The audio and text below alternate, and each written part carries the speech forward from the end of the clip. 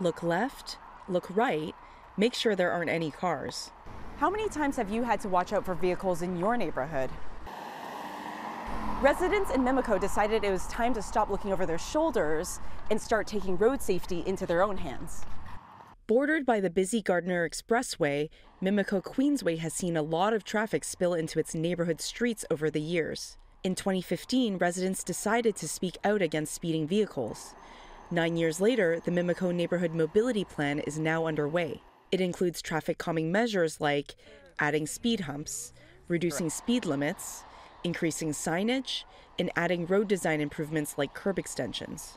What was new about the Mimico Neighborhood Mobility Plan was looking at the neighborhood at scale. It's not that the city hadn't done that before, but in the past the city might have relied on consulting services to do that kind of precinct look or zone look, and this was our first time bringing that work into the city itself and working amongst our colleagues at City Hall.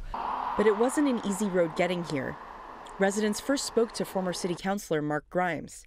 He raised motions on their behalf at Etobicoke York Community Council since 2015. Okay, and this is a comprehensive traffic study in Mimico. I said we had a child hit by a car. The situation escalated in 2018 after an 8-year-old boy was injured in a car accident. That led to the start of a traffic study 1 year later. Finally, after community consultations through 2022 and 2023, the Mimico Neighborhood Mobility Plan was approved this past June.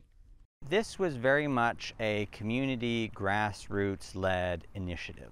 I think that it was really through the support of community members primarily that we have gotten to where we are today. I think it was difficult for the councillor and for transportation staff, perhaps not living in this area, not being intimately familiar with the problems that existed, to understand what residents were really so fanatical about. All traffic calming measures from the plan are set to be done by the end of summer 2025. Meanwhile, some recommendations are still under review, such as designated pickup and drop-off locations for schools, adding new pedestrian crossings, and restrictions on street parking. Changing some signs on the speed limits, adding some stop signs, some cushioning, some speed bumps. The community doesn't look at these things as they take 7 years to come to terms with. We would have liked to see that stuff happen quicker. Mimico paved the way for the City of Toronto's Neighbourhood Streets Plan program, which launched in 2023. Every year, 5 neighbourhoods that nominate themselves get selected for a road safety plan. Signing off, I'm Anita Lee of the Green Line reporting with City News.